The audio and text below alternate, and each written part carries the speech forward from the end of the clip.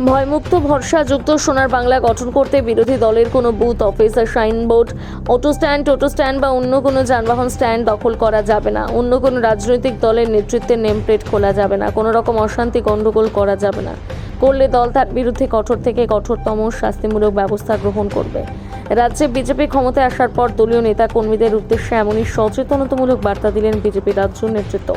মঙ্গলবার সেই বার্তায় মালদার বিজেপি নেতা কর্মীদের কঠোরভাবে মেনে চলার ব্যাপারে সচেতন করলেন বিজেপির দক্ষিণ মালদার সভাপতি অজয় গাঙ্গুলি। এদিন তিনি সংবাদ মাধ্যমের মুখোমুখি হয়ে কি বলেছেন শোনাবো।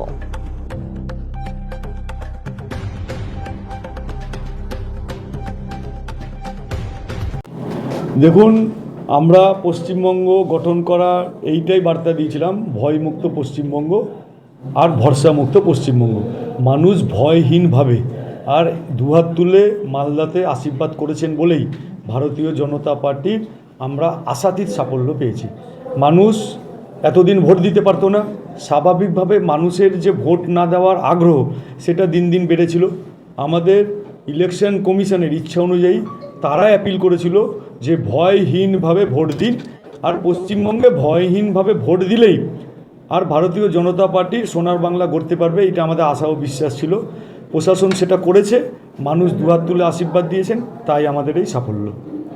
বলছি, আমরা প্রতিবার দেখে থাকি নির্বাচনের পরে ভায়োলেন্স হয়, সেক্ষেত্রে আপনারা কি পদক্ষেপ নিচ্ছেন? আমরা বলেছি 50 বছর ধরে যে ইতিহাস পশ্চিমবঙ্গে সৃষ্টি হয়েছে নির্বাচনের পরে, এই রকম ইতিহাস আমরা নজির বন্ধ করতে চাই। আমরা যে আমাদের ভোট দিয়েছে তাদেরকেও আমরা শুভেচ্ছা জানাবো, যারা আমাদের ভোট দেয়নি তাদেরকেও আমরা শুভেচ্ছা জানাবো। কোনো বিরোধী দলের সঙ্গে কোনো রকম খারাপ ব্যবহার ভারতীয় জনতা পার্টির কোনো কার্যকর্তা, কর্মী, সমর্থক, শুভানুধ্যায়ী কাউকে আমরা করতে দেব না। প্রধানমন্ত্রীর ইচ্ছা, স্বাধীনতার পরে যে তৈরি হয়েছে সিস্টেম রাজনৈতিক দলের, এই সিস্টেম বন্ধ করতে হবে। স্বাধীনতার আগে বাংলার যে সংস্কৃতি ছিল সেই সংস্কৃতিতে আমাদের আবদ্ধ করতে হবে। সেই জন্য ভয়মুক্ত ভরসাযুক্ত সবাইকে নিয়ে চলার পশ্চিমবঙ্গ গঠন করার আমরা বার্তা সমস্ত নেতৃত্বকে দিচ্ছি। কি লিখিতভাবে নির্দেশ দিয়েছেন আপনি? কি লিখিত নির্দেশ দিয়েছেন? লিখিত নির্দেশ এটাই দেওয়া হয়েছে, কোনো দখলদারির রাস্তাতে কোনো ভারতীয় জনতা পার্টি কোনো জায়গাতে যাবে না। বিরোধী দলের বোর্ড হোক, বিরোধী দলের অফিস হোক, বাজার হাট হোক, টোটো স্ট্যান্ড, অটো স্ট্যান্ড, কোনোটাতে কোনো দখলদারি কিছু করা যাবে না। যারা যে জায়গাতে যুক্ত আছে তারা ভারতীয় জনতা পার্টির এই সংস্কৃতির সঙ্গে সম্পৃক্ত হয়ে যাবে, এইটাই আমাদের আশা এবং ভরসা, এবং এই আশাতেই আমরা সোনার বাংলা আবার গঠন করতে পারব। বিজয় মিছিল নিয়ে কোনো রকম বিজয় মিছিল পশ্চিমবঙ্গে কোথাও হবে না। প্রধানমন্ত্রীর ইচ্ছা, রাজ্য সভাপতির নির্দেশ, এবং সেটা কঠোরভাবে পালন করা হবে। বিজয় মিছিলকে কেন্দ্র করে কোনো রকম কোনো অপ্রীতিকর ঘটনা ঘটলে দল যারা নেতৃত্ব দিবে, প্রথম তো বিজয় মিছিল হবেই না, তারপরেও যারা নেতৃত্ব দেবে তাদের কঠোর থেকে কঠোর ব্যবস্থা নেওয়া হবে, দলের এটা সিদ্ধান্ত। বলছি, দলের এই সিদ্ধান্তের পরেও দেখা গেছে যে বেশ কিছু জায়গায় বিজয় মিছিল হচ্ছে। বিজয় মিছিল হচ্ছে ইনস্ট্রাকশন যাওয়ার আগে পর্যন্ত।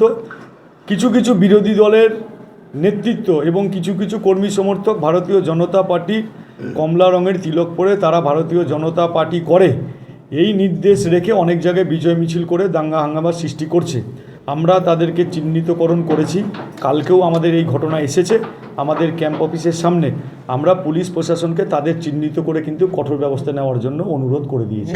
বিরোধী বলতে কাদের দিকে ইঙ্গিত করছেন? বিরোধী বলতে তৃণমূল, সিপিএম, কংগ্রেস আর যে সমস্ত রাজনৈতিক দল আছে, ছোট বড় মেজো সেজো, সবার সঙ্গে আমাদের সদ্ভাব রেখেই সোনার বাংলা গঠন করতে হবে।